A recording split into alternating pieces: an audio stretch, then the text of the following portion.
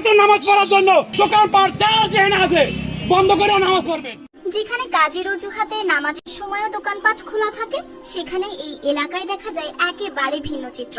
আসর, মাগরিব ও এশার সময় বাজারের সব দোকানপাট বন্ধ হয়ে যায়, আর ব্যবসায়ীরা একসঙ্গে দাঁড়ান জামাতে নামাজের জন্য। শুধু মুসলিম ব্যবসায়ীরাই নয়, এই উদ্যোগে সংহতির হাত বাড়িয়ে দিয়েছেন হিন্দু ব্যবসায়ীরাও। ইবাদত, সম্প্রীতি ও মানবিক মূল্যবোধের এমন অনন্য সমন্বয়ে কালকিনির সমিতির হাটবাজার এখন দেশের সামনে অনুকরণীয় উদাহরণ। আসর, মাগরিব এবং এশার নামাজের জন্য আমরা সবাই দোকান বন্ধ করে মসজিদে চলে যাই নামাজ পড়ার উদ্দেশ্যে। মাদারীপুরের কালকিনি উপজেলার এই উদ্যোগ বাস্তবায়নের অগ্রণী ভূমিকা রেখেছেন স্থানীয় সমাজসেবক ও বাজার কমিটির নেতারা। তাদের আহ্বানে বাজারের প্রায় 2 শতাধিক দোকানপাট স্বেচ্ছায় বন্ধ রাখা হচ্ছে নামাজের সময়। এই উদ্যোগের আরেকটি দিক হলো ধর্মীয় সম্প্রীতি। নামাজের সময় হিন্দু ব্যবসায়ীরা মুসলমান ব্যবসায়ীদের দোকান পাহারার দায়িত্বও নিয়েছেন। এতে বাজার জুড়ে তৈরি হয়েছে পারস্পরিক বিশ্বাস ও মানবিক সহমর্মিতার পরিবেশ।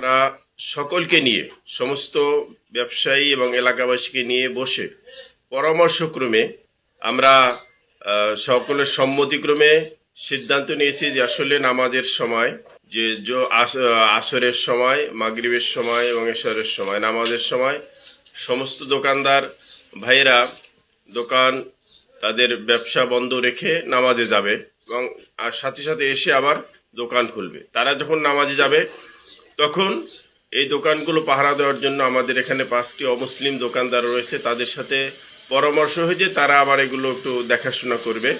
এলাকাবাসী এবং দোকানদাররা সকলেই সর্বসম্মতিক্রমে উক্ত প্রস্তাবে সকলে একমত পোষণ করেছে। আগে যেখানে নামাজের সময় মসজিদ অনেকটাই ফাঁকা থাকতো, এখন প্রতিটি ওয়াক্তেই মুসল্লিদের উপস্থিতিতে পরিপূর্ণ হয়ে ওঠে বলে জানান মসজিদের ইমাম। এই জায়গায় যে আমরা একসাথে সকলে মিলে যখন নামাজ আদায় করি, তখন আমাদের ভিতরে ভালোবাসা, মোহব্বত, আন্তরিকতা যা ছিল, যখন একসাথে আমরা নামাজ পড়ি তখন আরো বেড়ে যায়। এই জন্য আল্লাহ পাকের কাছে আমরা সদা সর্বদা দোয়া করি যেন আমরা সকলেই আল্লাহ পাক রব্বুল আলামিনের সবচাইতে বড় হুকুম 5 ওয়াক্ত নামাজ আমরা সকলেই যেন সকল দোকানদার এলাকাবাসী মিলে জামাতের সাথে আদায় করতে পারি। স্থানীয়দের মতে এই উদ্যোগ শুধু ধর্মীয় চর্চার মধ্যেই সীমাবদ্ধ নয়, বরং এটি ইতিবাচক পরিবর্তন এনেছে বাজারের সার্বিক পরিবেশে।